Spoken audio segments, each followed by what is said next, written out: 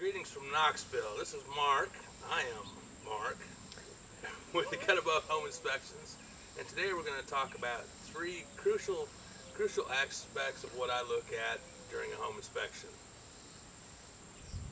One is being safe during the inspection, and today it'll be ladder safety and setting up and climbing the ladder to check the roof and or gutters.